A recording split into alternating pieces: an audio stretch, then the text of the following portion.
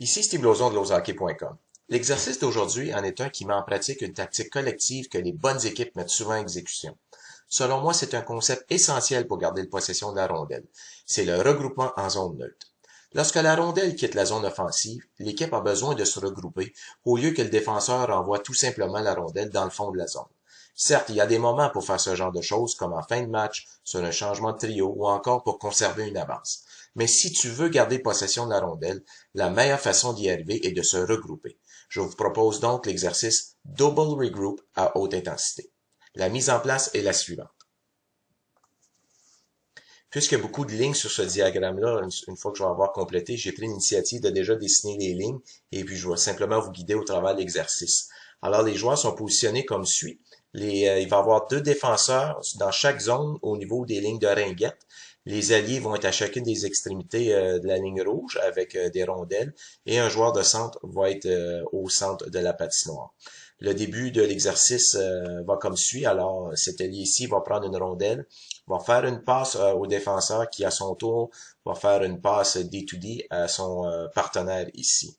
Au même moment, les deux alliés vont changer de corridor. Donc, cet allié ici va aller occuper le corridor de son coéquipier, tandis que lui ici va faire la même chose, c'est-à-dire qu'il va aller occuper le corridor à l'autre extrémité.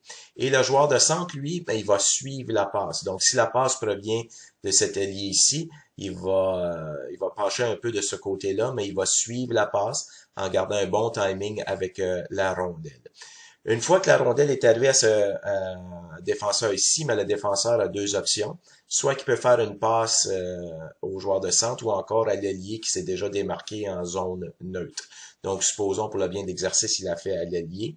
L'allié transporte la rondelle à l'autre côté de la ligne rouge et on répète exactement la même chose. Donc, on effectue un deuxième regroupement avec les deux autres défenseurs. Donc, la passe est effectuée au défenseur qui, à son tour, la passe à son partenaire.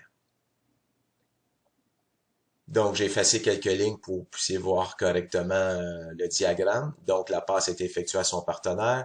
Les deux coéquipiers vont encore une fois changer de corridor. Et le vert s'en met de ce côté ici. Et le joueur de centre va suivre la passe. Donc, supposons que cette fois-ci, le défenseur, au lieu de la passer à l'allié, la passe au joueur de centre. Le joueur de centre, à son tour, va faire une passe à son allié le long de la bande et il va s'en suivre une attaque à 5 contre 2. Vous pouvez voir que les défenseurs ici ont pénétré en zone neutre et ont effectué leur pivot pour pouvoir jouer le 5 contre 2 correctement, donc se diriger vers le filet. Ce qu'on veut pratiquer sur le 5 contre 2, mais c'est une attaque par triangle offensif.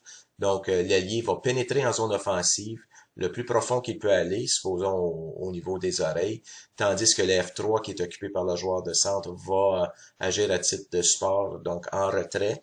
L'allié éloigné va pénétrer en zone offensive, va se diriger immédiatement vers le filet, tandis que les deux défenseurs ici vont suivre l'attaque et vont venir occuper leur position respective au niveau de la ligne bleue, comme vous allez pouvoir voir dans le prochain diagramme. Donc, voici le résultat final. Les attaquants ont pénétré en zone offensive. L'attaquant ici est porteur de la rondelle. Le joueur de centre agit à titre de support, donc un peu en retrait, tandis que l'ailier éloigné a continué sa course vers le filet. On peut voir qu'on a une forme de triangle. Évidemment, ça laisse deux options de passe à l'ailier ici.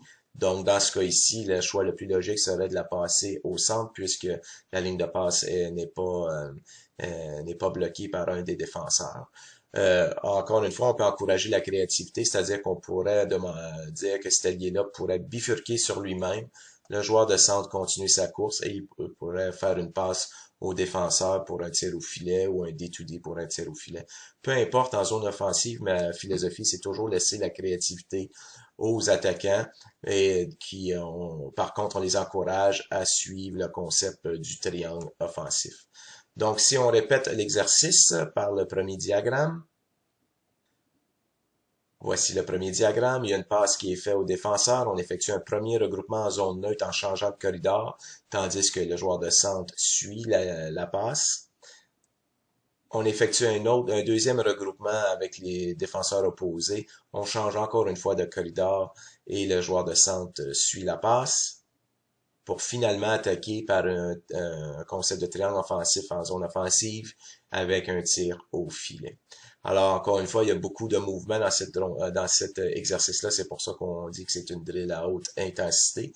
Je suis désolé de vous avoir apporté dans différents diagrammes. Et si elle était difficile à suivre, je m'en excuse. Mais les points clés à retenir de cet exercice sont que l'intensité doit être élevée et on doit avoir des bonnes passes DAD.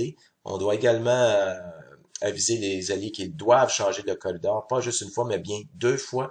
Et on veut mettre en pratique le concept du triangle offensif lorsqu'on pénètre en zone offensive. Alors, c'était le Double Regroup à haute intensité. Pour plus d'informations, trucs, conseils ou vidéos, je vous invite à visiter mon blog à www.loshockey.com.